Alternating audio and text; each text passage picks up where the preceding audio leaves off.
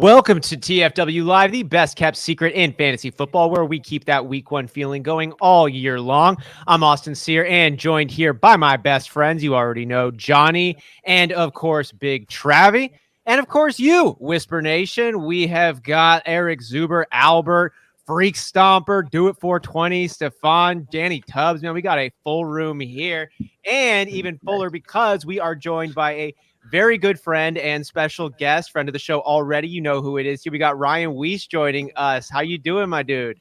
Gentlemen, thank you so much for having me. I already have so many mock drafts I do on Monday, but to cap it off with the OGs of Mock Draft Monday is the way I want to end my holiday weekend. So thank you. Oh my God. Let's go. This is the highlight of mine now. So we are going to be getting started here in just a couple moments with our 12-team PPR redraft non-superflex for those of y'all keeping notes. We're going to be getting that one started here in just a second. But before we do, I want to give Ryan Weisse here a chance to let Whisper Nation know where you can find him and all the great work that he and his team members are putting together. I appreciate that. I am a writer for Football Guys, website that has been around for years. Joe Bryan invited me on when I decided to take a step away from the fantasy footballers last year. So I've been writing with them for about a year now. Love everything we're putting out over there. I highly suggest you look into them and the memberships they put out. Such great content from people even smarter than I am. I'm just there to kind of help out and provide the comic relief, if you will. But I also work very closely with Club Fantasy. That's where most people probably know me from. That's my mock draft shows. That's kind of all of my on-camera appearances. And so I do Wednesday shows and Sunday shows and Monday shows. And I basically joke that if it's an online show that Club Fantasy is putting together, I want to be involved in it. I have way too much time, and I like to spend it working on fantasy football stuff. Occasionally, I'll throw an article out together with them, but for the most part, it's what I'm working on over there is the online stuff, and my rankings you can also find on Football Guys. So, well, there you got it, Whisper Nation. And Johnny, we've got the links in the bio. Is that right? Yep, right below in the description. All right. Well, we've got 16 of y'all in here. We're about to get rocking and rolling. And if you enjoy what you are listening to and you have not already yet subscribed to the Fantasy Whispers, we're looking to gain one new sub today. That's all we're looking for. Just one. Numero uno. It could be you. It can't be you, Freak Stomper, though. Unsubscribing and resubscribing does not count. Sorry on that one, but we're looking to get new members into the community. And it's not just about bumping up the numbers. Let us know where you're coming in from. Let us drop us a line, say hello. We want to make sure we address every single question and every single person here joining us today because we fucking love it so much. We're going to get started now, moving on with our 12-team PPR mock draft, 30 seconds per pick. Johnny, is there anything holding us back? Nope, just hitting the start button. All right. Doing right now. Boom. Get it going. We are on the clock. Well, I should say Ryan is on the clock. Well, not anymore, dude. Yeah, not anymore. Smitty Tao joining coming in now. Ryan, I want to get your first off take here with, this. Where does your mind go in the top of the draft for a startup PPR? What are some things you're considering in this kind of draft position? Yeah, to be honest, so as I mentioned, I do mock drafts for my own show every Monday as well. And for those drafts, I always like to pick the back end like a lot of you guys did here. Today, I wanted to start with the front end. I'm drafting with some sharps. I know the crew that you guys bring in. I've drafted with a bunch of these people over and over again. And to be honest, this always ends up happening to me. Whenever I do a draft earlier in the morning and then do another one later in the afternoon, I see someone absolutely kill it from a slot, and I'm like, I'm gonna see if I can kill it from that slot. And so our buddy, it's not like I forget who this person is, Kevin Coleman from Football Guys was the 101 in my draft this morning and had one of the best teams put together. And I'm like, well, you know what, if Kevin can do it, I can do it too. So put me at the 101, get my boy Jonathan Taylor. And really, I mean, I don't want to give away too much strategy because I know all your people are watching right now, but anyone who's followed me for any sort of time knows that I'm a late or great tight end. And so I'm very interested to see what happens at the 212 and the 301 with my tight end situation in this type of draft. Last question before we jump to the rest of our panel. Ryan, is there anyone else getting any consideration for that 101 spot other than Jonathan Taylor? Does he have it in a chokehold? So history says Jonathan Taylor's not going to be the RB1 this year. It's very much against Jonathan Taylor being the RB1, just in the fact that they don't repeat. It plain and simply doesn't happen. The things working in Jonathan Taylor's favor is they haven't got considerably better at wide receiver while they did improve their quarterback situation. So I think Matt Ryan gives a threat that defenses have to respect, and there's still going to be room for Jonathan Taylor. I understand the coach is saying I would draft Nyheim Hines, and you know what? I would draft Nyheim Hines as well. Jonathan Taylor's still the guy, and Jonathan Taylor, once he gets the ball in his hand, he's dangerous, plain and simple, and that's what you want. So I will say it's not unheard of, and it's just so funny to me how far he's falling in drafts anymore. Saw him fall to the 108 in a draft last week. Christian McCaffrey still belongs in the conversation. If he's healthy, he scores quarterback points. He scores more points than Jonathan Taylor. He scores more points than Derrick Henry. You want Christian McCaffrey on your football team. It's just a question of, will he be there when you draft him? And not as in, will he be there at 101? He's clearly there, but will he be there come week 3? These are good questions. These are good questions, and these are great points. And I am looking for my boy Pizza Belly here. I just wanted to give him a shout out as well. The old True Blues coming in. What up, Women's Nation of Peoples? What up to you here? Johnny, you went ahead and took Jamar Chase there at the 108 spot. Jamar Chase to you ahead of Devontae Adams, some of these other guys. Are you just liking Jamar Chase, or do you really think that he is the top 3 wide receiver coming in this year? I won't be surprised at all if he ends up being outside of that top 3, just because I do think T. Higgins will be more involved and whatnot. I just didn't love the running backs there that were going, and I didn't want to take them in the first round. So that's kind of where I was at and why I went with Jamar Chase. I didn't love taking Jamar in the first because I'm much bigger on, like, I'd rather get T. Higgins in the later rounds. But again, that's why we mock, because I want to see what I could do. Because it's a great point to talk about T. Higgins on this one. It's cut you out there, but with David Kluge, I wanted to get your take on Jamar Chase and T. Higgins, because this is to me one of the coolest 1-2 dynamics we've got going at the wide receiver position in the NFL right now. Jamar Chase and T. Higgins, like, man, it's how I like to build my Madden teams. Get yourself some really good, really young receivers on both sides, have them for a decade plus, and just like, let's get the fun positions locked in, which is kind of what they did. But what was the stat that Dave Kluge shared with us, Johnny, on the amount of production Jamar Chase had on, like, from 6 plays, like 30% or something like that? Yeah, it ended up being like 30% or something like that came off of, or they were over 50-yard touchdowns as well, were a big chunk of where he got a lot of his fantasy points last year. It will be interesting to see, because teams, I mean, they should have known it last year. That's the whole thing, is like, they should have known last year that this was going to be a connection, an instant connection, but teams, I guess, didn't respect it enough. That's where my concern is going with Jamar Chase this year, is that teams will be like, okay, we are definitely going to take that away from them, because that is a huge part of their game plan and their playbook. Yeah. And so that is my concern, where Jamar Chase kind of takes a step back, but very similar to what I was saying, and my stance is very similar to last year on Jamar. He's such an electrifying player. His skill is definitely evident. There is a connection between him and Joe Burrow. So you at least want to try to get some exposure to Jamar Chase. But like I said, if I'm looking at, we were talking pre-show, looking back at your entire draft and how much you have involved in each player, I think I'll have a lot more T. Higgins than Jamar Chase this year. But I got no problem with full exposure to Jamar Chase. He is very good, and he is very good. But I love the points that you're bringing up there on T. Higgins, and he's kind of a value pick. Yeah, want to say what's up to? Go ahead, Travis. I just wanted to jump in on the Bengals really quick, because last year we saw their schedule it was a little bit light. And this year, I think they're going to actually be challenged a whole lot more. If you remember, the Bengals started off very slow, running the ball a ton. And I think down the stretch, when they really got hot, Burrow had those back-to-back games that blew up fantasy. Everybody was going crazy. That's part of where Chase was getting really hot too with the big plays. If they're forced to throw more in these close games and these good games, against good teams, I think you could actually see a monster season for them. And dare I say, even like Tyler Boyd gets some relevancy again this year, because they're going to have to go out and open up the offense a little bit more. Well, that's what I was going to throw out there too, is you hit the nail on the head, because I remember looking at it when I was adjusting my weekly rankings. Cincinnati was running as few plays as Seattle was for a while. There, to the point where I thought my numbers were wrong. Yeah, I thought my numbers were heebie-jeebies, dude. Yeah, I thought my numbers were wrong. I went back in and reran all of my calculations, because I'm like, there's no way Cincinnati and Seattle are in the same play calling mode, and it was just fully bad. And not to take anything away from Kluge, and it was a good stat. I know he did a lot of research on it. I hate any statistic where it's like, well, if you take away these plays, this player was terrible. Because you did them. If you take away his 40-yard run, he only although in defense, yesterday I was here we go.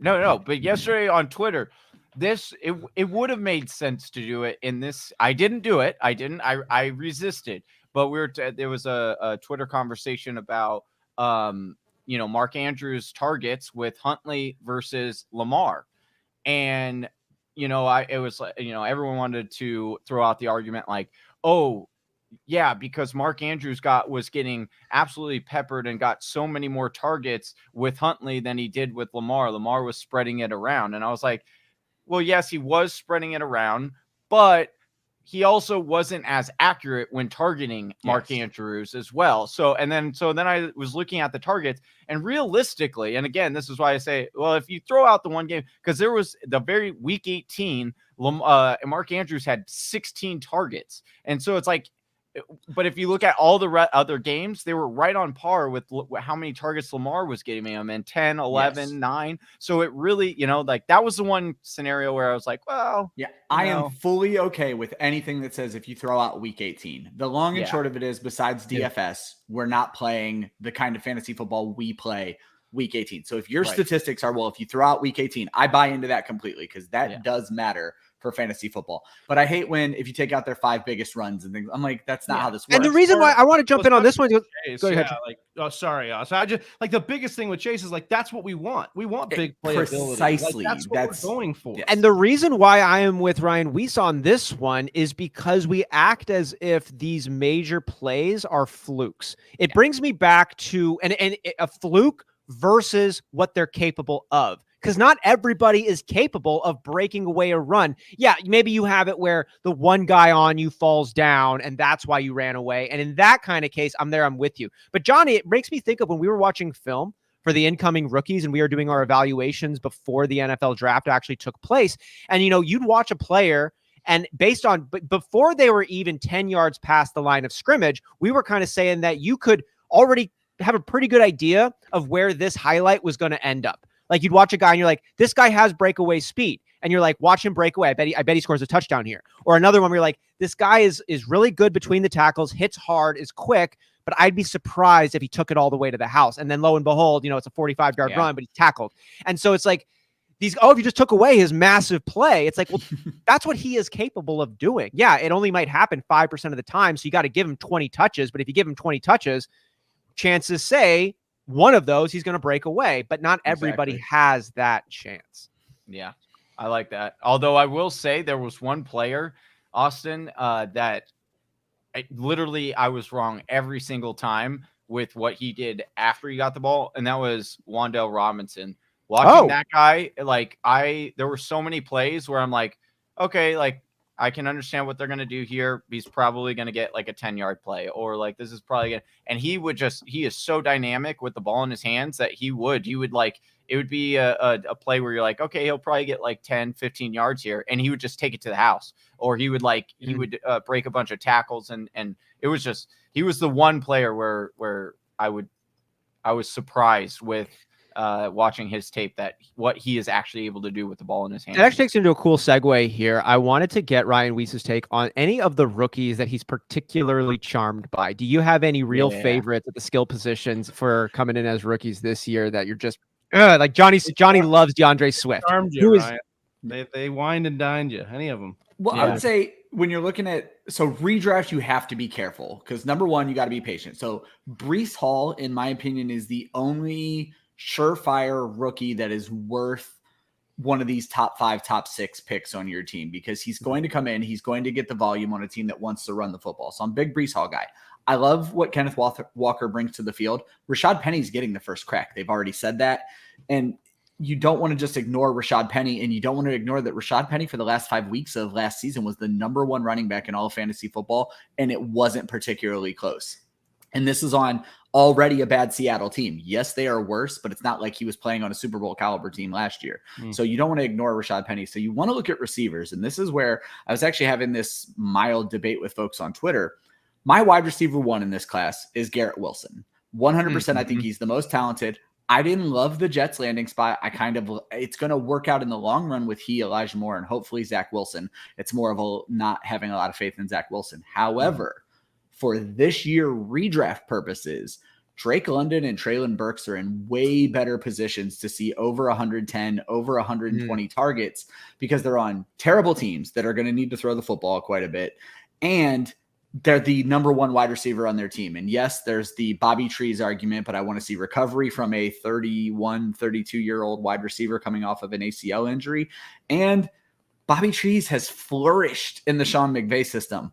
Robert Woods was not that great pre-Sean McVay. There were years people don't remember he washed out in Buffalo. Like Robert Woods was a bounce around the league kind of guy before he got good. It took time, and I don't particularly love Ryan Tannehill. That's a knock on Burks and Woods, but I think Burks is going to remind him of his guy AJ Brown, and I think you're going to see things maybe force-fed to Burks. So from the top of the draft and maybe all of redraft, because that's the thing. This redraft is where the talent drop off that dynasty folks were talking about really shows, because a lot of these other guys like Brian Robinson is barely a draftable asset, and he was the 4th running back drafted. So like these are barely draftable assets as the 4th running back, 4th rookie running back that you don't want him on your team. One of everyone's favorite rookies coming in is Khalil Shakur. He's not even going to get a look in redraft as the 3rd or 4th in Buffalo as a 5th round pick. So that's where this drop off in talent is really going to affect you, is essentially the 5 wide receivers and maybe 3 running backs are guys who you really want. But like Trey McBride, the very best tight end, is trapped behind Zach Ertz. So I would say top of the draft, but not top of your actual fantasy draft, the top of the real NFL draft or where you're looking. And you may not want to look much further. There's not a lot of good spots there. So any sleepers down the way, maybe even a little past redraft? Any sleepers though that you like? Oh, Danny Gray, I really like. I've heard he's doing very good things in San Francisco. We don't quite know what the Deebo Samuel situation is right now. If Danny Gray gets a chance to play coming out of SMU, I think he could do very good things in that offense. I actually like him better than Brandon Ayuk. I think a lot of what we saw of Brandon Ayuk towards the end last year was kind of fluky and things being forced his way to try to get him back into the offense. You start the year in the doghouse. I don't know if he's completely out of the doghouse yet. A guy who everybody kind of likes, Justin Ross, the undrafted free agent, just because we don't know how Kansas City's wide receiving core is going to shake out. So you want to make sure if you can get a piece of Patrick Mahomes, you want to get a piece of Patrick Mahomes. And the guy I like, I just don't know if he's healthy. Houston, John Mechie. They needed a slot wide receiver. He could be a very good slot wide receiver. Right now, originally their depth chart was Chris Moore, the former Baltimore kick returner, was going to be their slot wide receiver. If Mechie takes that job on a team, again, that should be playing from behind quite a bit, and a quarterback that's not known to just sling it down the field, I think he could do well with it. I think you're right on this one. I love that take. The John Mechie one is an interesting one to follow. You're getting your 2nd pick here. You got your 7th round started up. I wanted to bring it over to Travis on this one because, well, you got a few picks before it's your turn. So I wanted to give you a chance, Travis, to talk a little bit about what you're doing here with your redraft team here. Easy Daddy coming in, say there should be a rule that you can't draft a player that has the same first name as you. Looking at you, Big Travis, obviously taking their Travis Kelce at the top of the end of the first. But it looks like you're almost doing a little bit of an upside down approach, Travis. What's in your mind?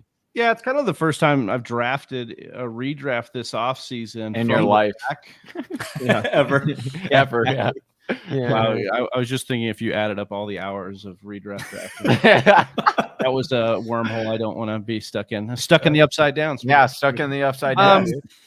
I'm going upside down here. I basically saw a tier break at the running backs that I was like, I wanted to zig a little bit. So I don't necessarily know if there's a huge tier break, but I did see something I didn't particularly love. I think Diggs is the last guy at wide receiver before the questions get really, really intense. You know, Devontae Adams, Tyreek Hill, AJ Brown, CeeDee Lamb. I love CeeDee Lamb, and I think he smashes, but he belongs at the end of the second where he's going right there, in my opinion, just based on what we've seen. We've never really seen him be the number one. And so, like, I just went with Diggs, 160 targets back-to-back years. number 1 in targets last year, number 5 in targets, or I'm sorry, 2 years ago, number 5 in the year before.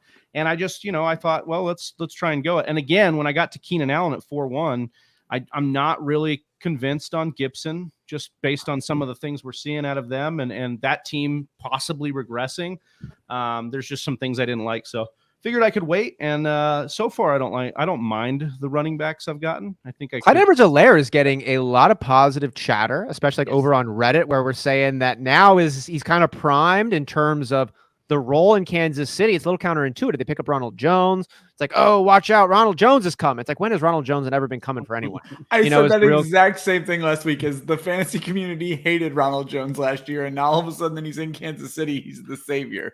I think the fantasy community just hates CEH as well, because a lot of people got duped when he was the number 1 halfback taken off the board, going to the best offense in the NFL, when you still had a DeAndre Swift and a Jonathan Taylor available on the board. We know Patrick Mahomes and CEH are close, and we know that the Chiefs gave Patrick Mahomes some input, and he went with his boy, and he might be regretting that as of now. But you're getting CEH now. We're talking like 4th, 5th round. It's working its way down. So you're on that. Did you? I don't know if you heard the new blurb, but he had gallbladder surgery last year, apparently, and was down to 160 pounds. We're talking like almost 40 pounds lost from a surgery. So that's a little heavier than your boy over here. He was trying to run through the middle there, and makes a lot of sense. He was also, let me see here. So Travi, I don't want you to miss your pick. Yeah, I almost did there, but we're gonna go with that. I didn't see that. That's pretty interesting. He was also banged up his first year too, they said. And so basically what he was saying in this interview is that he hasn't had a full offseason fully healthy yet. Now, a lot of this could be him steaming himself up. We're going to give him the benefit of the doubt here a little bit. But I think the bottom line is we keep asking who's going to be the wide receiver to take all these Patrick Mahomes, Tyreek Hill vacated targets. I honestly think we could see a situation finally to get CEH in the role that I think he belongs in, which is the pass catching role. I'm fine if he has to cede some work to Ronald Jones, early down work. That's fine. Maybe even a few red zone carries here and there. I do think that CEH is a little bit better in the red zone than he gets credit for. It's on limited touches because they haven't really given him a lot. But still, I think CEH, perfect post-hype sleeper. And if the gallbladder thing has, let's say 70, 80% validity, I think that's enough for me to be back in on CEH for one more go. I want to throw one thing out there. His playing weight is between 2 and 210. Right. If he was down to 160, that's like the most noticeable weight loss ever. And here's my thing. What was the knock on CEH coming out? It's pass blocking. And how are you going to put this guy into block for your $50 million a year quarterback? He can't even block his bladder, dude. You're not going to put a 160-pound guy out there. So what I'm getting at is they might know what he is as a player, but there have been limitations as to what they can work with him on, to where he's never had a chance to even have an off-season training to pass block because he weighed 160 pounds. Right, dude. That's an exciting thing too, because CEH, while he did not live up to expectations up until this point, I mean, last year on limited work, dealing with injuries and whatnot on top of it, he was still able to average 4.34 yards per carry. He had 500 yards on the ground, and he missed a lot of time. And what that makes me think of is if this dude was playing at a decent level, but was really handicapped based on where he was at physically because of this medical issue, that to me is like, you had to still go out there and do it. And now you're more prepared. It's like, what it's like to pass block Mondo linebackers at 160 pounds. Now you're up to 200 again. Like, you still hold those fundamentals and those lessons. You're just better now. It almost makes me think we could be in for an exciting year for CEH if he is healthy. Yeah, that's a great point. Like, if you're 160 and you're blocking these guys and you're doing okay, like not great, because obviously he was pulled off the field. They weren't using him a lot in the passing game, which is a shame. But now if you're like bigger and you can get it done, maybe you become even better. So I don't. I'm just sticking with the weekly segment where you hate on Lamar Jackson and you hate on CEH. No, we get it. Yeah, we get it. And we pipe up Baker. He's a good quarterback. My point would be the reason why I'm not even a huge Ronald Jones fan. That's the thing. I've never been a huge Ronald Jones fan. I don't think he's that great of a running back. However, the system and what we keep, it's very similar to San Francisco, What do we know every single year with San Francisco? It's the third running back. That's why I think Price is such an auto smash every single draft. At the very end, you should be putting Price on your redrafts. Yes, because That's he a is really good point. He will be the guy. I can almost like I want to put money on it on Underdog if I can, that he will have the most rushing yards. And you look at same thing with Kansas City. Same thing. Yeah, same thing with Kansas City. You look at the last 2 years, we've always been like, oh, it's this first guy that we want. It's a CEH, but it's not. It ends up being the secondary. It's Darrell Williams. It's Damian Williams. And I would bet that this year, which is why I will have a lot more Ronald Jones, because I'm going to get Ronald Jones in the 12th round. Cheaper. Yeah. It's like Johnny, again, I think that's a fantastic strategy. You're right. Except for the fact that we have had to pay up for Kansas City running backs in the past. Kareem Hunt, even CEH has been second, first rounder his rookie year in redraft, and we're getting CEH in the 5th. So I'm with you. I think invest in the backfield, absolutely. But I mean, we are getting the cheapest. Pacheco. Let me ask you guys. And back to San Fran. I think Jeff Wilson's interesting at the end of your draft. Right now, Jeff Wilson's the number 2 back on that team right now. Let's just not start a fist fight about it. No fist fight. I'm just saying Jeff Wilson's also an interesting investment. And we can't get any more screens, dude. We've broken too many already. Can't no more fights through the stream. But JK, like, who you taking CEH over of the guys that just went in the 5th round? J.K. Dobbins, Elijah Mitchell, Kenneth Walker. I was at the end of the 5th. I couldn't take all those other guys. No, I know. I'm not at saying the top of the 5th. That's who I want. That's who I wanted. What I'm saying at the bottom of the 5th. Oh wait, never mind. I'm sorry. Wrong way. I'm trying to put this into context. Okay, this is good. Go for it, John. I'm not saying that you should take CH over those guys, but what I want to is there an argument to be made that CH should be higher than where he's going? Because that's what, yes, he's I'll say that he is a better value than he's been the last couple of years, but are you only taking him because now he's a value, or are you taking him because you're like, hey, he actually has some upside? I could see him doing. Well, it's both of those things. I mean, it's a combination, right? He does have upside. And I get some of what you're saying too. It has validity too, because he's probably not going to stay at the end of the 5th by the time we get into July and August. Like, if he stays healthy and he goes through the summer and we're like, oh, the 160-pound thing, like, gains steam. I mean, we know, right? Like, Ryan, he's going to come up, right? I would imagine so. So I wanted to make that argument. I truly did, until I just went and looked at the draft board. And I don't running back outside of, who was the name I saw that I didn't like? Kenneth Walker. I think he should absolutely go ahead of Kenneth Walker, probably ahead of ETN, but these are still 5th and 6th round guys on the board. You got him at 5'12", correct? Yeah. Wide receiver, I don't know. I kind of like every wide receiver that went ahead of him more. You're going to see these quarterbacks and tight ends go ahead of him no matter what in a standard league. People draft quarterbacks and tight ends early. It's what they do. I don't know that there's room for him to jump up without some sort of injury somewhere. I don't know that I don't know that he will move up. I just don't see it happening. Maybe mid-6th or mid-5th rather. I don't think he gets into the 4th round at all. Yeah, I would agree with that. Put your money where your mouth is, my man, says Freak Stomper, 49ers fan, going back to the TDP. And Jeff Wilson comments, Freak Stomper says, I got $20 that says TDP is not the rushing leader for San Francisco. You won't. He's talking about you, Johnny. What do you say to Freak Stomper? Well, I'm going to be looking into it. That's what I'm saying. You got to give him. You're going to have to give him insane odds, brother. Like, he would have to bet $1 to your 20. That's the reason you make bets like that. So. Yeah, that's true. But I do. I mean, I haven't finished statting out every single team, but I do know that that is a major trend that you see. Now, Travis is correct. It could end up being Jeff Wilson. We've seen when Jeff Wilson does get the rock and he carries it, he can be productive. Technically, I have worse odds because Jeff Wilson has already led this team in rushing. Well, yeah. I'm in the tenure of Shanahan. So he's got 6 years and then 6 different leading rushers. So I don't know. Jeff Wilson's probably got worse odds. I was drafting for a part of when you brought up the Niners. Did I miss where? Are we not buying into Eli Mitchell as the man there? Because it seems like San Fran is. Do we just think he's going to get hurt? What am I missing here? Well, I think go ahead, Johnny. Sorry.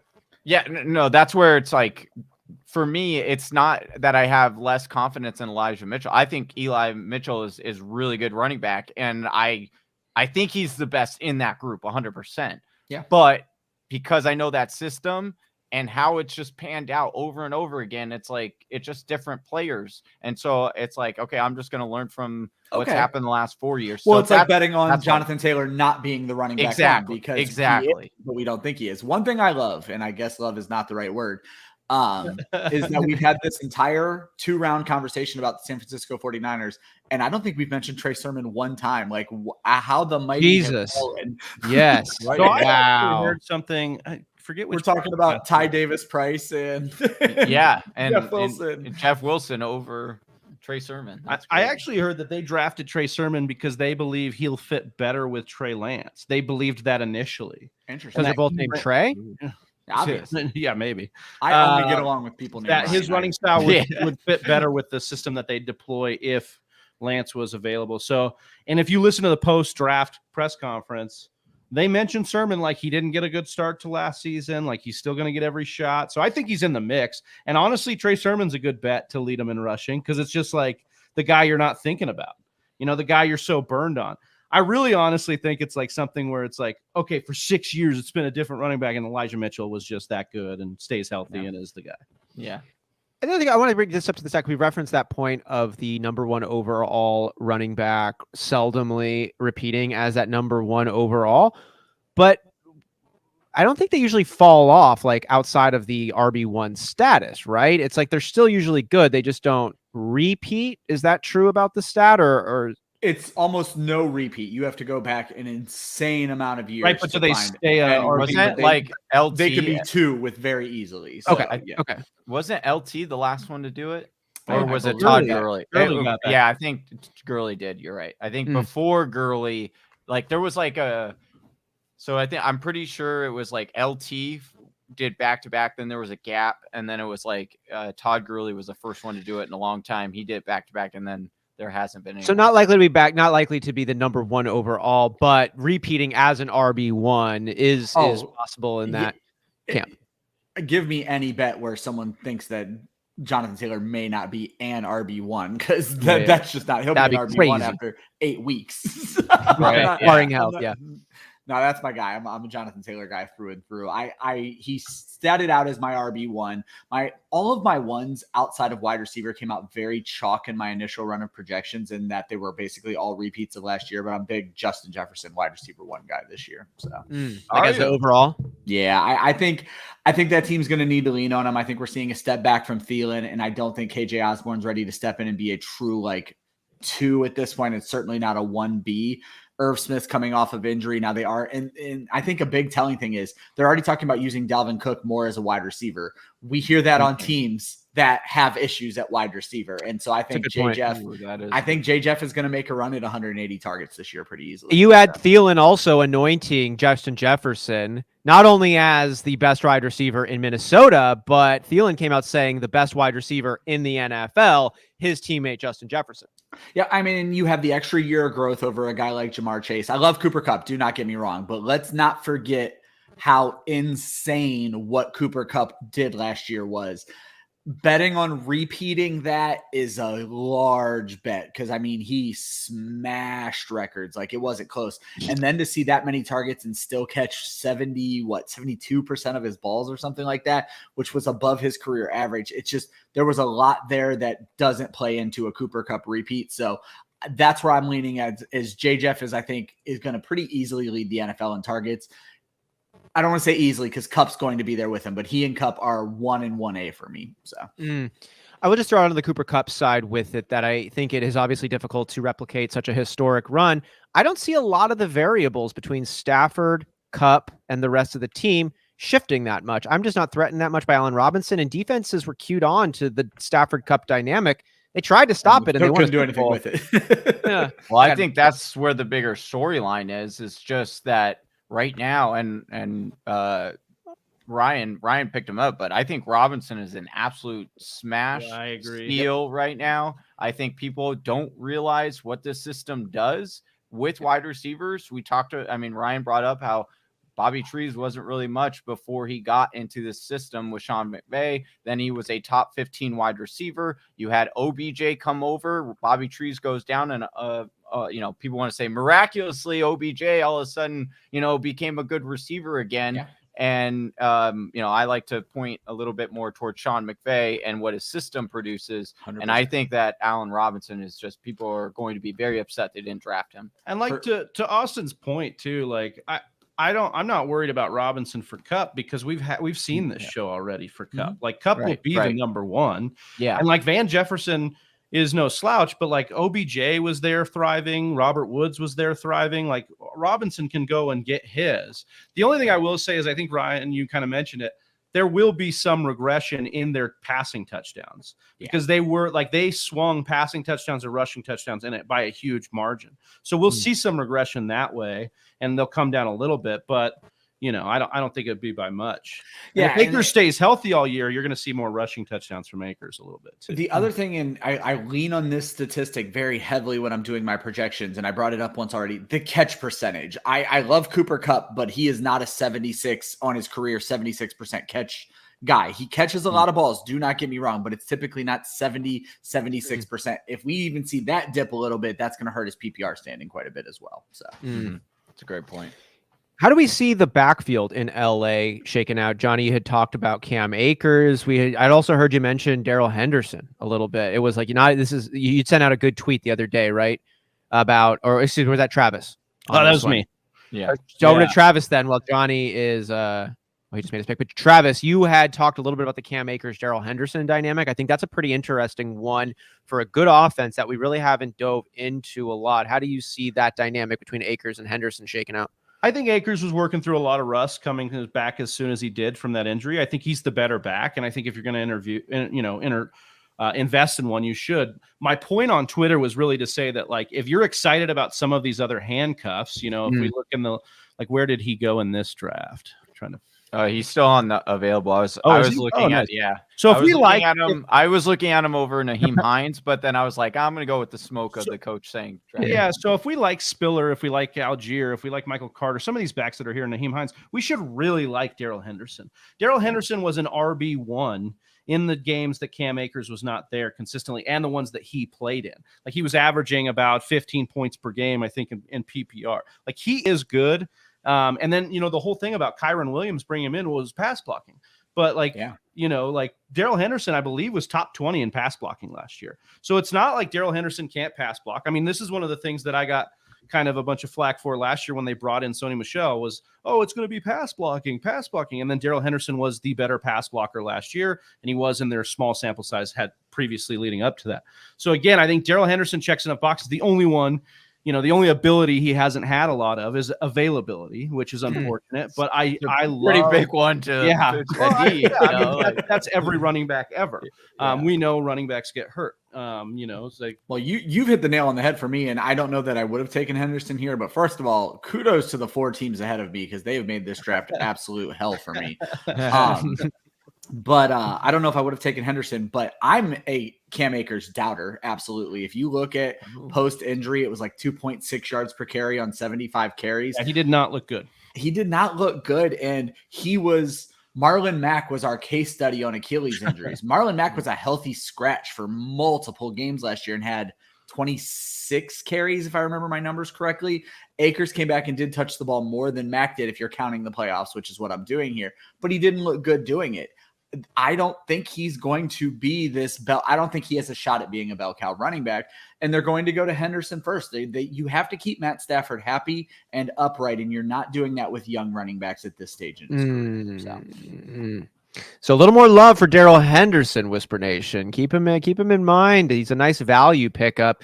I remember a couple of years ago when I picked up Darrell Henderson in like the 14th, and I dropped him after like week 2 or 3, right before Akers I was going to say, last year, if you look, every person who believed in Darrell Henderson, and there was a statistic about this, every person who believed in Darrell Henderson and got him early in Scott Fishbowl, and what I mean is early is before the injury, almost every one of those teams made the Scott Fishbowl playoffs because of what Henderson did for them. So some guys that just end up being like that. And I'm getting ready to take a pick, but I did Want to give Whisper Nation a little bit of a heads up after we wrap the final 2 rounds plus 2 picks for Make My One here. We're going to be jumping into our best ball draft. We got a couple of spots that we'll have available on this one, but you can join the panel here in an actual best ball draft. We got real money on the line. The points will count.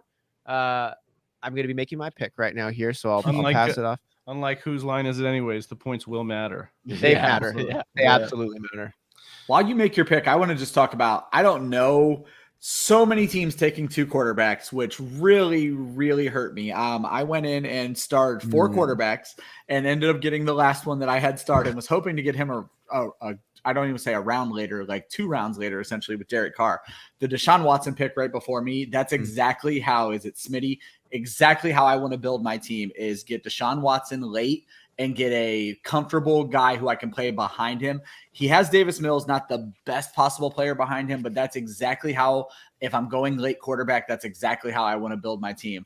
But by far my favorite part of the draft so far, and by that I mean my least favorite part, from 8-7 to 9-1, when I desperately needed a quarterback, I instantly regretted taking ARSB over Brandon Cooks. Love both players, would have rather had Brandon Cooks. Sat and watched Brandon Cooks survive 14 picks, but immediately I looked at Pizza Belly's team and I go, he's going to be the one who gets me. And sure enough, he grabs Brandon Cooks, and then Bateman on the next pick. Broke my heart right there. That was the thing that was going to make my team my favorite team, and it fell right through my fingers. Any little tools, like we've talked about the psychological tools you can bring into a draft to avoid the panicked sniped afterwards. Like, I've got tools that I oftentimes forget to utilize, and then I'm on the clock freaking out. Do you have any ways you approach a draft and to counter some of those psychological hits that will likely inevitably come down? So it's all about how I use my cue. And I actually want to bring up, it's such a good question to ask about panicking, because exact situation we've talked about this. The hours we've spent on drafting is incalculable. Exact same situation happened today where I was doing a best ball mock draft, and the team 1 pick ahead of me ended up getting Mahomes and Lamar Jackson. And so the elite quarterbacks were falling off the board. And as he was talking about it, I was like, damn, should I take my quarterback now? I never take a quarterback that early. But my first thought was, should I take a quarterback now? And I was like, no. So I grabbed my wide receiver and moved on. And he literally said, I was hoping I could get someone like Ryan to panic and grab a quarterback too early. And I'm like, exactly. And so, like, even me, I'm subject to it. But the best tool you have at your disposal, and it's about using it differently than most people do, is your draft queue, especially on Sleeper. Oh, I've never heard this. Your draft queue, what you want to use that for is at the beginning of your draft where you know you're taking guys at the top of the board. Every player for the first 5 rounds is coming from the first 75 players. That's just how drafts go. It's just going to be, who do you like more? Use your draft queue to start digging through the bottom players who may not even end up drafted. And the reason you're doing that is when there's going to be a moment when you get sniped, you need to have quick access to the player you want on your fantasy football team. And so instead of panicking, I just have to go look at my queue, look for the player who's available, and take the player that I wanted there the entire time. And so that's how I use my queue, is I go and put the late guys in. And it's every year, it's Hunter Renfrow is one of the first guys I go look for, because he's so good. Habitually disrespected in fantasy drafts. So I go in and look for the guys who are going to go later. And then don't be afraid to take those guys a round or 2 early to get away from a tilt situation. So like Desean Watson, the first player I add every year right now, every draft right now, because his ADP is so low, he gets forgot about till the 10th, 11th round. Desean Watson is a top 5 quarterback. Obviously, there are personal issues with Desean Watson. I have my own. Don't even particularly care for drafting him, but I really like winning fantasy leagues. And if I can get a top 5 quarterback this late in the draft, I'm going to do it, plain and simple. So I go in and I add those guys who I like as handcuffs, Isaiah Spiller, Alexander Madison, that you kind of want on your team at the end of the draft, but you don't know where their ADP is going to fall. That's my tilt protection, is I have my queue. If one of my guys gets taken, I go to my queue and grab one of those guys. So Ryan, those are great points. Great to reiterate that tactic too. You say it so succinctly, and it's such a good way to bring it out. Because you get to those moments, you're kind of chilling, you're just like looking through, start getting that queue going. Yep. Folks. But late guys, never early guys. The early guys are on the top of the ADP already. You don't have to worry about them. Go find the diamonds in the rough early. So Travis says he's old, but everybody else, what do you think about Velus? Velus Jones, I'm assuming, over from Chicago. Yeah, he is like a 23-year-old rookie coming in. He's a little bit on the older side for the incoming class. But what do you think about Velus Jones? I mean, he's a little bit older. He's a little bit slower. It's the Bears. They're not any good. What should we be excited about for Velus Jones? The Bears not being good is your first key point, because I just want to throw a name out, and I'm not comparing the two. Too old, too slow was exactly the knock on Calvin Ridley coming into the NFL draft. This was the exact same things they were saying about him. Well, my only worry is I've heard a lot of rumblings. They want Byron Pringle to be the second target there. And so I'm worried Velus as a rookie isn't going to have a ton of opportunity. Rookie wide receivers typically take time. We got spoiled with Jamar Chase, Justin Jefferson. It's not like that for every rookie wide receiver. I don't think it's as good of an opportunity as we kind of thought Chicago was pre-draft. But the old and slow thing doesn't worry me one bit. So I don't want to. He's not slow exactly. He ran a 4.31. He is fast. Oh my goodness! Did he? I thought it was like a 4.6. No, he is fast. I don't want to besmirch the name too. Well, that's even better. My bad. Sorry, Velus. But he's a fast old guy, kind of like Deshaun Jackson or something. I love that we're comparing a 23-year-old rookie to what Deshaun Jackson's 33 years old and has the knees of an 80-year-old man. But I like Velus a lot more now. I mean, where I kind of pivoted off of him was when I watched an interview, because the Bears have been kind of hush-hush with the type of offense that they want to run. They've talked about like the coaching. They don't know. No, they do. They do. They're still trying to figure it out. Yeah, maybe that could be it. But so they came. They did an interview, or the head coach did an interview with one of the bigger networks. And he talked about how one of their main coaching staff picks actually was from the 49ers coaching tree. And so that's what they're trying to implement, is the 49ers, zone run scheme for the Bears. Now, the reason why I think that's very interesting is, one, because it actually really solidifies Mooney for me. Yeah. And that offense, I think now he could potentially really see what his ceiling could be because of how they could scheme him open. But at the same point, it made me take a step back because I was like, okay, well, they brought in Pringle. That number 2 wide receiver generally doesn't get a whole lot of action with a competent quarterback. Yeah. And now you're asking Fields to do it. And I'm not saying Fields can't do it. I think this is the right system. I was salivating and hoping that hoping from a fantasy standpoint that the San Francisco 49ers drafted Fields. I didn't like it as a Cardinals standpoint. I was like, yeah, take Lance, please, over Fields. I'd rather see Lance a couple of times a year. But I do think that's the right system for Fields. So I do think it will be intriguing. But for me, I'm just solely more focused on like Mooney, the running backs, and I do think Fields, and Cole Kmet. That's the guy I think. If we're looking people outside of Darnell Mooney, I think it's Cole Kmet, because that guy, yardage wise, is in for touchdown regression.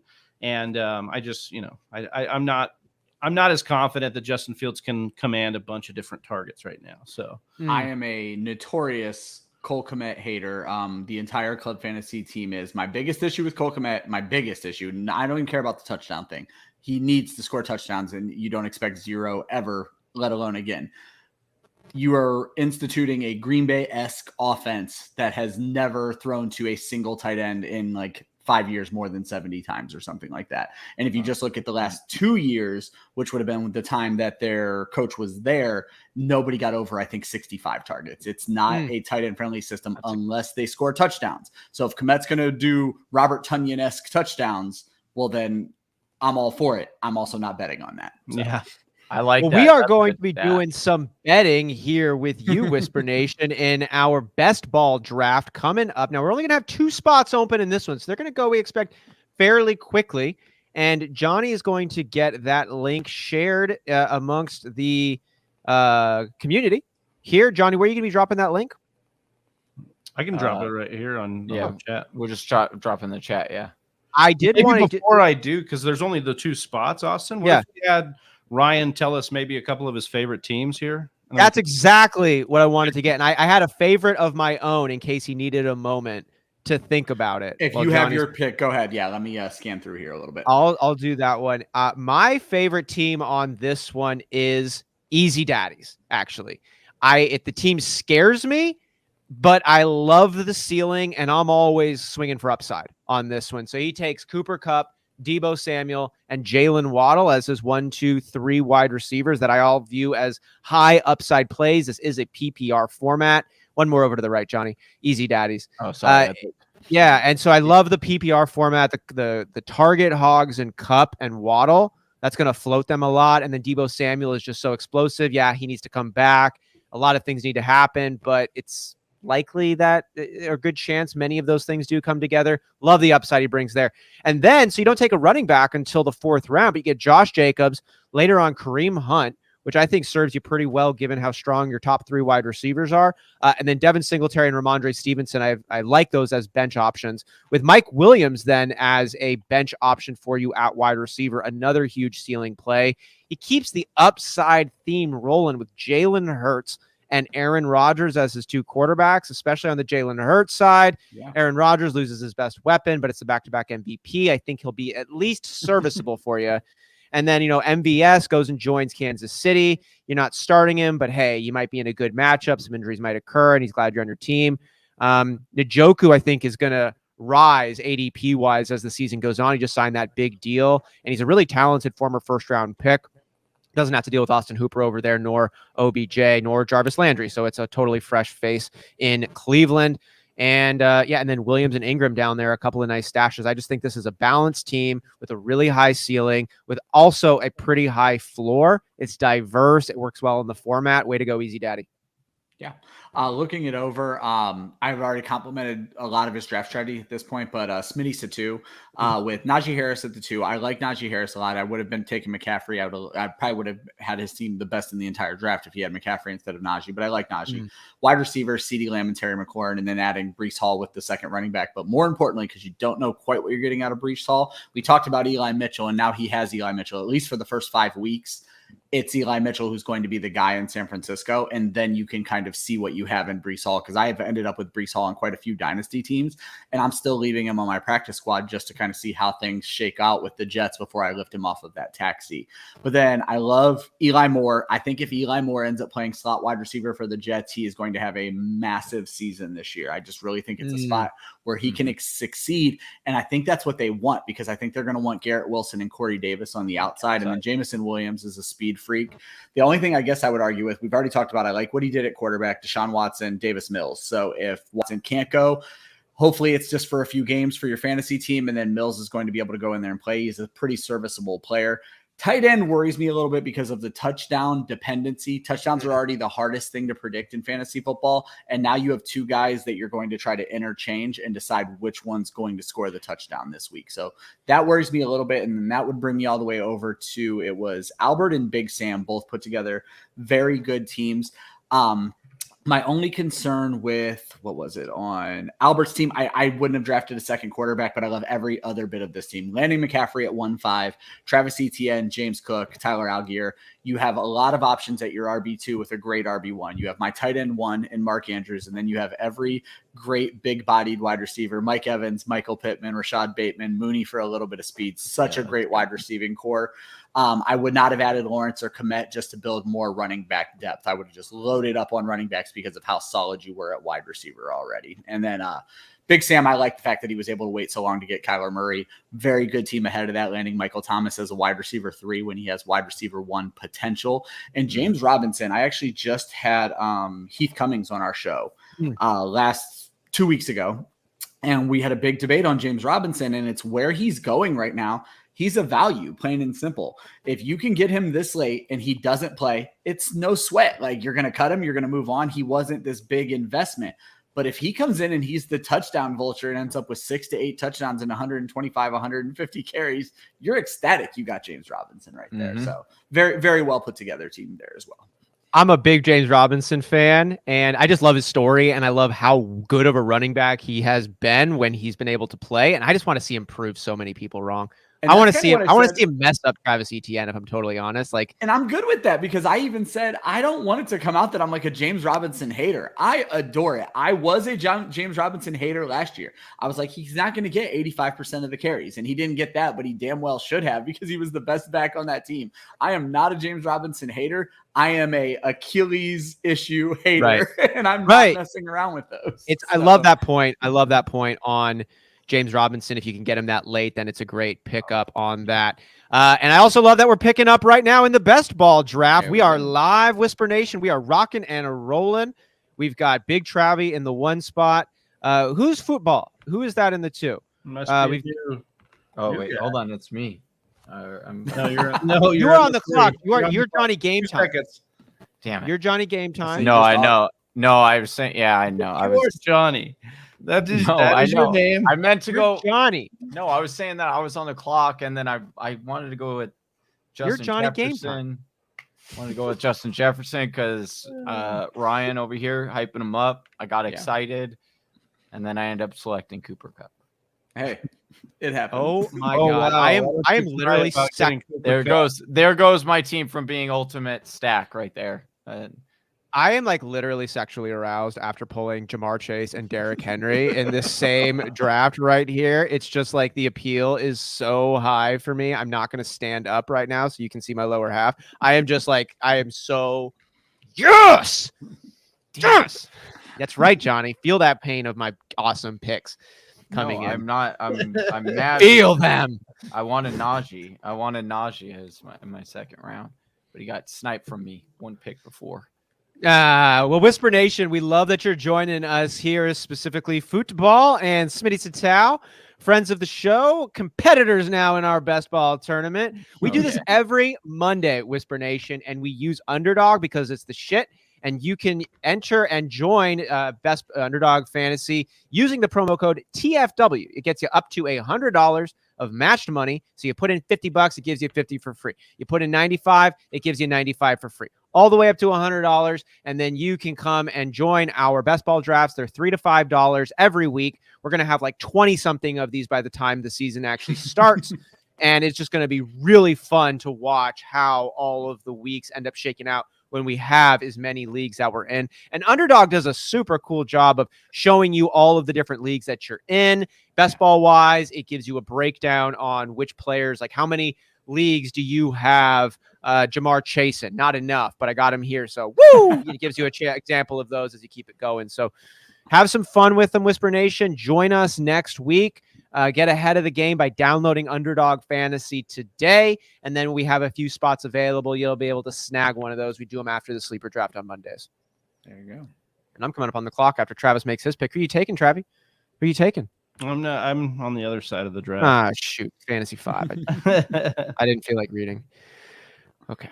We were like next to Aaron. each other in the sleeper draft. I think that's why you thought I was over. I was looking at Aaron Jones. Yeah, we've talked about this everywhere, I think just about anybody, but I think Aaron Jones could be a very big benefactor of the loss of wide receiver. A few years back for the Fantasy Footballers, Kyle Borgnoni, their lead editor over there, did a study where vacated targets gravitate towards the running back position. And you're dealing with the largest vacated target that you could possibly have in football in Davante Adams. And Aaron Jones is, we've debated who's the best wide receiver on that team. It's Aaron Jones. It's plainly and simply Aaron Jones. And that's why I still love A.J. Dillon. I think you're going to see Aaron Jones shift out to the slot quite a bit, and A.J. Dillon's going to be kind of the sole running back. And I think it's going to be actually a pretty fun offense to watch. It's going to be like really step into that Alvin Kamara type of situation. 100%. I think that's what we're going to see out of Aaron Jones. So, yeah. I think it's going to be pretty good too. I'm pretty much looking forward to that. Do you think, what do you see really quickly on the A.J. Dillon, Aaron Jones running dynamic? Do you see A.J. Dillon edging Jones in carries, vice versa, even split? What do you think? When I did my projections, I put Dillon. So I have them running the ball 462 times, which is 16 more times than last year, because I think you have to commit to the run at this point with your best two players being running backs. So I have the split being 209 to A.J. Dillon, 153 to Aaron Jones. So very close, but I have Aaron Jones doubling him up in passing targets. So. Okay, so Aaron Jones, you still expect to have more production by a decent margin there because of the pass catching, but A.J. Dillon is going to be used on the ground the most he has been in his NFL career thus far. Yes, quite a bit. All right. Yeah, and what I like about A.J. Dillon is he's not a zero in the passing game either. No, and that was shocking to look into his numbers last year. Right? That was like he very interesting. didn't do it at all at Boston College, and then he came to the NFL, and he was actually very efficient as a pass catcher last year. Smitty, we are not friends right now. Are you getting sniped again? Javonta Williams. I was just sitting here salivating right now. So. I love him as a best ball pick. Yes, it's wonderful. Yeah, he's really good best ball pick. Smitty. All right. What do you think? Do you think how about that running back breakdown, Ryan? We just talked about A.J. Dillon and Aaron Jones last year, notoriously pretty close. Melvin Gordon, Javonta Williams. We all thought Gordon was gone. Gordon is back, baby. And they asked Javonta Williams just recently how they thought the running back dynamic was going to go this year, and he said pretty much the same as last year. That was what Javonta Williams says. Oh, Austin, Ryan you're Weisse on the clock right now, dude. Oh shit! You have 3 seconds. I hope you have somebody ready. I missed my pick. It said. Damn it! Give you some time. Hopefully, you want to use Ryan's strategy about the man. We just had this discussion. He said after the 7th round. He also said in sleeper. He's it's a little bit harder in this because the auto pick will automatically autopilot your guy, and if you do my strategy, you can end up with a very bad team. Yeah, that's true. Especially when it's a 6. If it makes you feel any better, you sniped me twice. So. It does. But so here's the thing. I am notoriously high on Javonta Williams, and I'm probably going to need to go back and look at it because the 50-50 split last year was ridiculous. I have taken it to probably a 66-34 split. So I have Williams at 232 carries. And the long and short of it for me is Javonta Williams comped very well to Jonathan Taylor coming out last year, and I don't think you can deny that talent.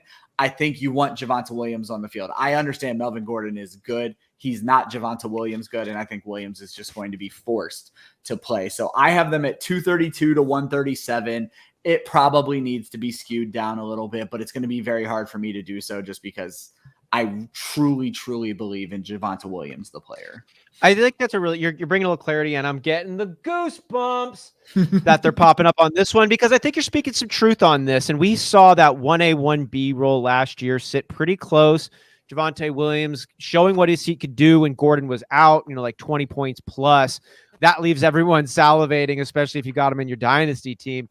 Gordon, though, was good, right? Like they were both RB2s. Yep. They were both metric-wise, top-level metrics, deeper metrics, both strong. But Javonta Williams was special.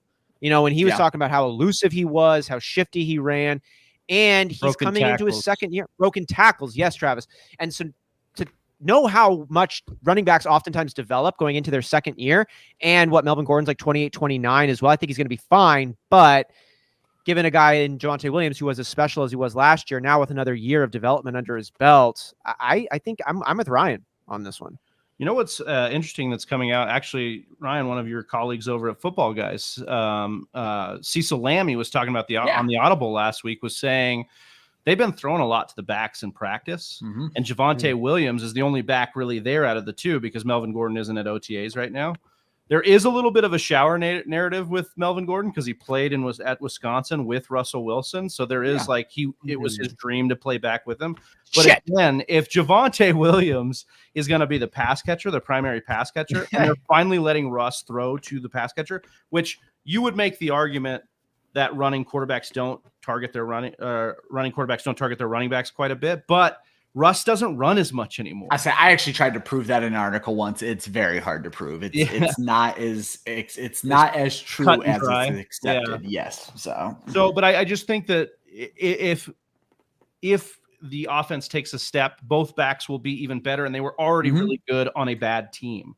And that's a very good point. And that's the other thing is, so you have two factors in play here. You have a new coach. So again, I am a follow the system. So again, I'm projecting a Green Bay-esque system, which is primarily one runner, one pass catcher. So I could be very wrong, and you could end up seeing Gordon as a primary runner and then Williams as a primary pass catcher, which is still great for his fantasy, like very good for his fantasy. But the other thing is I think they're going to throw more this year because they have competent quarterback play. So last year they were even split at 203. That's 406 rushes between the two of them. I don't know that they're going to need to run the ball that much. And you have Russell Wilson stealing at least 40 to 50 of those carries at this point. So what's up, Ron? Coming in late here. What's funny is he said tee up, people. I thought he was saying like get more testosterone. Tee up. Yeah. Get some more tea, guys. More tea in it, dude. Quit being a bitch. Yeah. Tee up, people.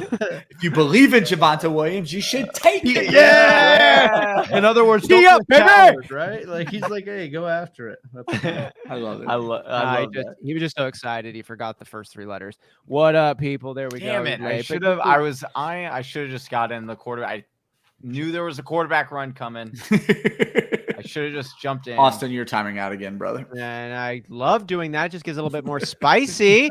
Ooh, Amari Cooper, I like we that. appreciate the donation. Yeah, thank you. I actually really like Amari Austin, Cooper. No, it's doing well with your auto picks. Austin's Yeah. like out here. He's hustling. He's hosting. He's kicking fire ass questions to us. So I'll give him a little bit of a break. I mean, I won't get him any points, but I'll give him a little bit of some praise. Right? I wish here. Underdog would, man. Give me a freaking break here. I'm just glad that I'm not going to be betting on any more basketball games. That's the break that I'm finding myself on this one. I got to have money to keep putting into our best. You have a gambling problem? Call 1-800-GAMBLER. That would have been the perfect segue. I know. What's funny is I took all of my winnings from Underdog last year and bet Super Bowl props, and I was almost waiting for them to like pop up and be like, "Are you sure about this?" Are you sure? It's like it's like how the ATM should have a warning sign that pops up. If you're ever trying to get more than $20, actually, if you're trying to get any money at all between the hours of 2:30 and 4:30 a.m., that thing should hit you like you are a Texas abortion doctor. Ask you the run of questions. What do you really need this money for? Are you sure? Have you consulted your priest about this first? It did do that in Mexico to me when I was trying to get you pulled the ATM money out of the ATM. Yeah, for the strip club? it did stop. So I will say it did somewhat do its job there in Mexico. I remember who you followed to that ATM, and I remember where we were at. You shouldn't have done that, dude. No, I shouldn't have. You're right. I'm so glad you're still with us. I say, while we're telling just completely inappropriate stories, one of my good friends' shamefulest moments that I contributed in, we went to a gentleman's club one night for someone's like early 20s birthday, and his cousin like yanks me to the side and he's like, "Whatever you do not let him go to the ATM. Like whatever he has on him is what he's spending. Don't let him go to the ATM." I was like, all right, cool. We get there about 20 minutes in. He's like, "Hey, do you know where the ATM is?" I was like, "Yeah, I'll walk you." And just like immediately walked out. Right? It's like, oh yeah, I know. Let's have a good time. That's I know great. exactly. It's like when I tell myself I'm not going to draft any New England running backs because I finally learned my lesson. And I've got 3 of them. And then you reward yourself by drafting New England's running back. Right. Good I did. And oh my God, how is Ramondre still available? Give him to me. Yes, I'll take him. Steal. Yeah, exactly. All right. Just like getting like Tom Brady here. What do you think about Miles Sanders, Ryan? I think he's completely underrated right now. I mean, I'm I with don't it. see a situation where he's not the RB1 there. I understand everybody likes to love on Gainwell and this, that, and the other, but I think they're just going to lean right back on Sanders as long as he's healthy. I think we're talking about Cole Kmet. Positive touchdown regression has to touch Miles Sanders as well. Right? So, oh my goodness. That's the biggest thing for me is like, I'm like, he's definitely going to fall into the end zone at least one time this year. So automatically it's going to be a better value than what exactly. So I think he's probably an RB2 with very decent upside if they'll throw him the ball more. And that is certainly not how he's being drafted right now. So. And the Eagles found out how to run the ball at the end of the year. I mean, Boston Scott, Jordan Howard. I just wish they would have let Boston Scott obviously they're not letting Kenny Gainwell go. I think, did they tender Boston Scott, or that might've been the year before, but regardless, I would rather Boston Scott wasn't there because he is the JD McKissick thorn in the side of Miles Sanders right now. Just let this guy go and let it just be a 2-back committee, because Jordan Howard, they just love to bring back and he just love to let him vulture 4 touchdowns a year. And that's annoying. So yeah, that was Jordan Howard. I just think the Eagles are underrated in general right now in fantasy because Jalen Hurts is going later than I think he will by the end of the summer. I think AJ Brown got a huge negative bump down when they traded for him, and it's like they're acting like Tennessee wasn't a run-heavy squad. Like, Yeah. And here's the deal. Philly opened the year as a pass-heavy squad. Remember, we were saying they were throwing a ton through the first month. The problem was Hurts didn't have a ton of weapons. You get A.J. Brown in there. If he stays healthy, you got Devonta Smith and Goddard. I think that's the right tandem to go ahead and pass at least more than they did last year. And then Sanders to be a touchdown guy in the end zone. Like, yes, Hurts had 10 rushing touchdowns. You'll have to worry about that a little bit, but he's going to have more than 0, as Ryan said. And I also think Gainwell is a great investment too at the end of drafts, because if something happens to Sanders, not that Gainwell is this, you showed great, last year, he didn't show too special of traits, but I think he's going to be good enough to, be a good handcuff. And that's the thing is, like, Gainwell was targeted 50 times last year, and that you would expect that to be more Miles Sanders. And so I'm expecting the split for receiving to lean back towards Miles Sanders. And then, like I said, you have Jordan Howard vulturing 3 touchdowns, Boston Scott, who is more of a gadget change of pace with 7 rushing touchdowns on 87 carries. These are Miles Sanders touchdowns that he's just waiting to get back. So I want to ask Ryan, is there any concern? Because I know, like, we have talked about how, people are a little bit more afraid of A.J. Brown going with Hurts, the run system.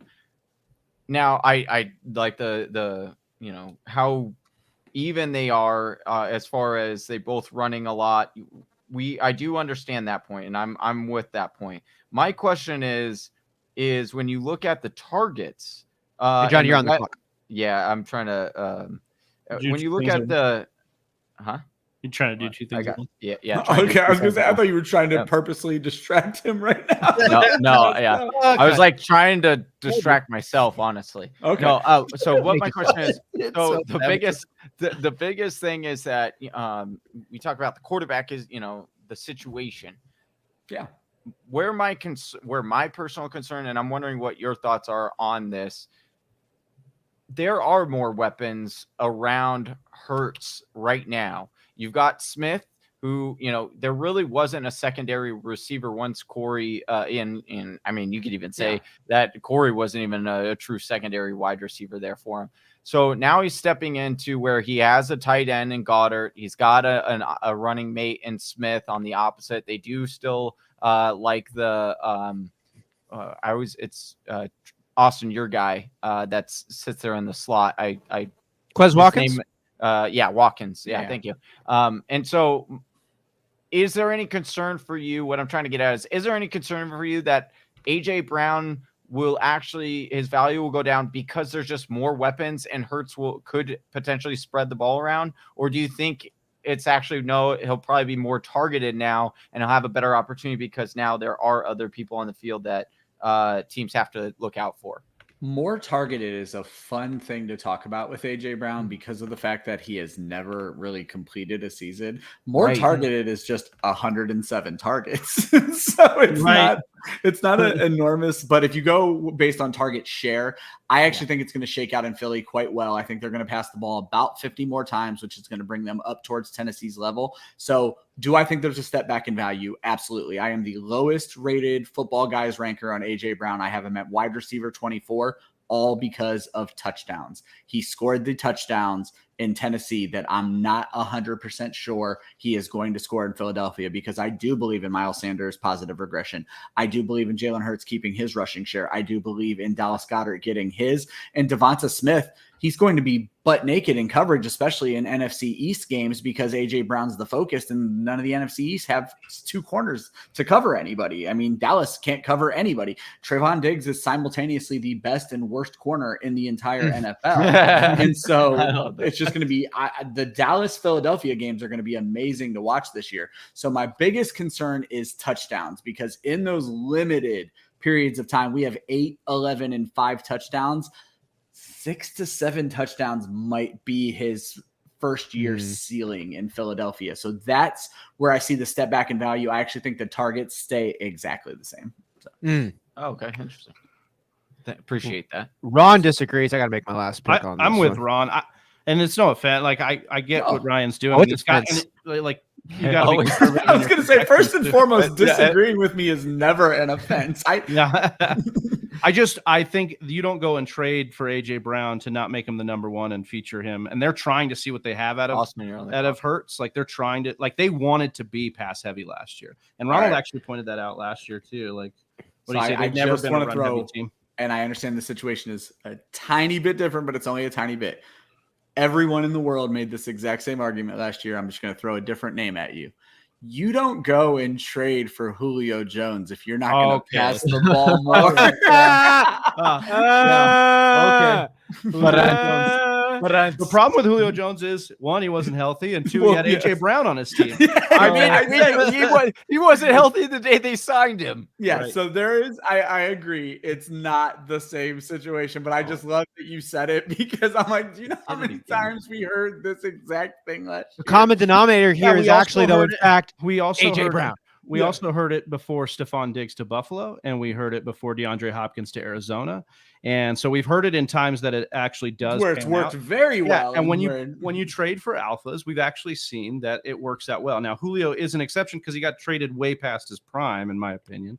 And so I think that's kind of where you're at with AJ Brown. Now, the health will be the only thing I think for AJ Brown. I say DeAndre Hopkins is a little bit of a case study, though, because DeAndre Hopkins went into a situation where they love to spread the ball around. Yeah, and they love to spread it. And so we don't know that they're not going to do that now in Philadelphia because Devonta Smith is legit. Like he is legit. And then Dallas Goedert is a favorite in this offense. So it's going to be interesting. It'll be interesting what they do with AJ. Like if they keep him like Tennessee did, where it's closer to the line of scrimmage sometimes, like he can do both. But Devonta Smith was their deep threat last year a lot of times. So because he was the only one catching balls for them. So I actually think, you know, depending on how you mix that out, it could. I think both are going to be fine. If this team isn't bottom two in pass attempts like they were last year, precisely, then I think we're going to get regression. Yeah. Yep. Well, we have gone ahead and touched all the rounds of our best ball draft here, boys. Ooh. We got Johnny? Who is our lowest projected team, and then who's our highest projected team? Probably I might be lowest. Let's confirm. Yeah, Ryan. They don't like Ryan's draft here. Apparently, it was probably we do. Well, I think it's probably because he only drafted 2 quarterbacks. Yep, and that's 2 quarterbacks, 2 tight ends. Yeah, I knew what I was doing though. Yeah, he knew what he was doing. What were you doing, Ryan? I go stud at these 2 positions, making sure they don't have the same bye weeks. And Justin Herbert, Joe Burrow are 2 top 5 quarterbacks for me. And I managed to get my number 1 and number 2 tight end, even in opposite order, because I took Kelsey first, thinking I would more than likely get Andrews, and it worked exactly how it did. So I'm very happy with that. These are really nice. Make sure they're not on the same bye week, folks. If you're going to go twosies. So I go into these best ball drafts with, so you're going to draft 18 players. I go in with 5 spots given away to my quarterback and tight end. I plan on going 3 at one, 2 at the other. That's how I go into it every single time. And then 13 spots to my running backs and wide receivers. And the draft will dictate how I split those spots up. If I can land double studs in a draft like this, I will only give 4 and then just give more spots to the running backs and wide receivers. Wide receivers should take precedent because you start 3 of those plus a flex in these best balls. So I love good strategy. I love good that. Mind. Johnny, who was projected at our highest finish? Football. All right. That makes a lot of sense. Yeah. He's got Josh Allen, Derek Carr, Justin Fields, JT, Austin Eckler, Alvin Kamara. And he did the double stud tight end strategy as well. So. Waller, Kittle. Although I don't think Waller's going to be a stud tight end this year. He's going to be the most interesting one because you obviously have the target regression. I've convinced myself that all 3 of those guys there, because I'm a huge Hunter Renfrow guy, are going to hit over 100 targets again. It's there for it to happen. Though I just noticed I have way too many targets given to them in my projections, so I got to fix that a little bit. But anyway, those apparently are going to come from Darren Waller. Yeah, right. Yeah. Well, then let me ask you how high do you have Derek Carr then? Because if you have all of them getting a lot of pass catches, and Derek Carr's got to be up there for you, right? So up there is a relative term. He is my QB 15 because all quarterbacks damn near score the same amount of points. So at QB 15, he is still within 20 points of the QB 12, which is barely a point per game. So he's very close there, but it's the Ben Roethlisberger theory from 2 years ago when it was Claypool, Deontay, and Juju were all top 24 wide receivers, but Johnson or Roethlisberger was outside of the top 15. I think that's something we could easily see happen in Las Vegas. And the other, I don't want to call it an issue, but the other issue there is Josh McDaniels is going to run a very New England offense. If you ever have me on a show, you're just going to hear me compare new coaches to their old offenses. Okay. I love every bit of this for Josh Jacobs. I think this is going to be a monster year for Josh Jacobs. I think we're going to finally see good touchdown scoring out of him. So I'm a big Josh Jacobs guy. There's no incentive not to run him into the ground this year because they're not bringing him back next year. Well, I mean, I guess that's the dichotomy we've got to ask, Ryan. Like, is it going to be more of the run heavy, throw to the backs New England style offense, or is it going to be like 3 guys getting 100 targets? Like, you know what I mean? Because that's my question. I don't think the 3 wide receivers can go. I mean, maybe in that division, who knows? But I don't think the 3 wide receivers can go and the back. So it's either like Waller could be the odd man out because they end up throwing to the backs more. 100%. I did not project heavy targets to the backs. I mean, I still gave them, let's see, what did I give them? I mean, I guess I did. I gave them 111 targets to the back. New England threw it to the back 110 times last year.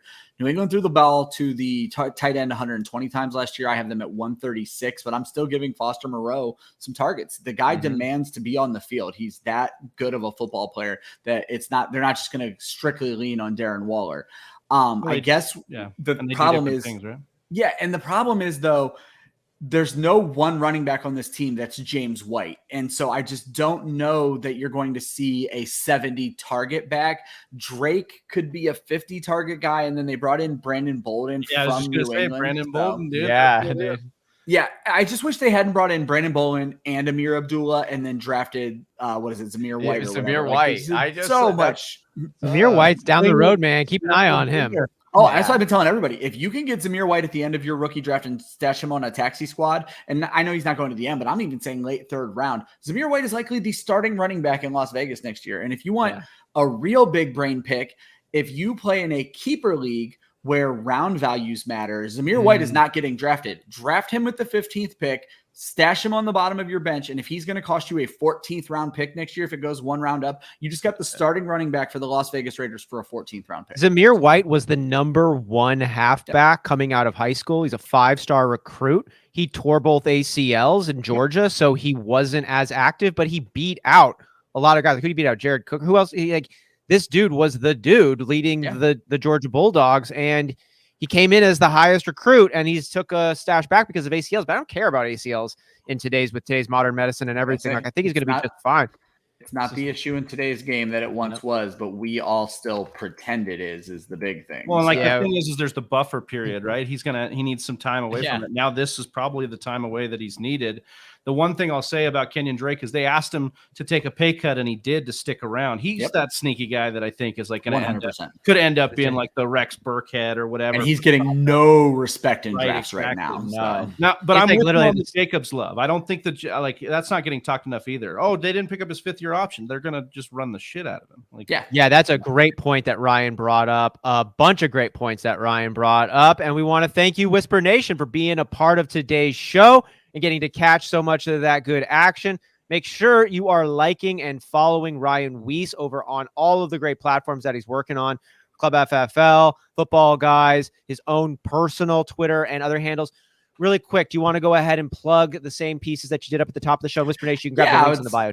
Yeah, I was going to say, just follow me on Twitter. Any work I do, I tweet it out immediately that morning. I basically joke that I'm a glorified retweet account. For folks who don't know my story, I am a stay-at-home dad, and my son is the most self-sufficient child that exists. So I joke that I am full-time fantasy without the paycheck. So I take in as much fantasy content as I can from as many outlets as I can. And if someone gets the retweet from me, it's because I did read their article and I agreed with something they said in it. So follow my account, and you're going to see a bunch of info from a bunch of great accounts, even if it's not me. But you'll find great work over at Football Guys. If you go over and sign up for their subscriptions right now, it's the lowest price all year. And there's so much tools and information there to help you win your league. And if you have any issues with it, you can shoot me a text or a DM, and I'll take good care of you. So you got it there, Whisper Nation. And we are still looking for our number 1 subscriber today. If you enjoyed what you're listening to and you want to be a part of a community where you know you belong, hit that subscribe button and join Whisper Nation. And if you like today's show, consider hitting us with a thumbs up. We would sincerely appreciate it. Regardless, we love you. Thank you for joining the show.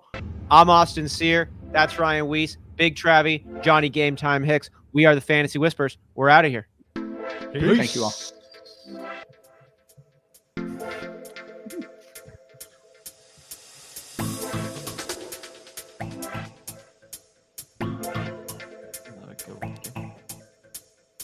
Oh.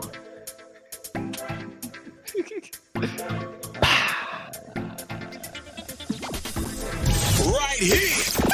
Hey, you like mock drafting? So do we. Check out one of our previous mocks in the videos here and like and subscribe to catch next week's mock draft coming your way.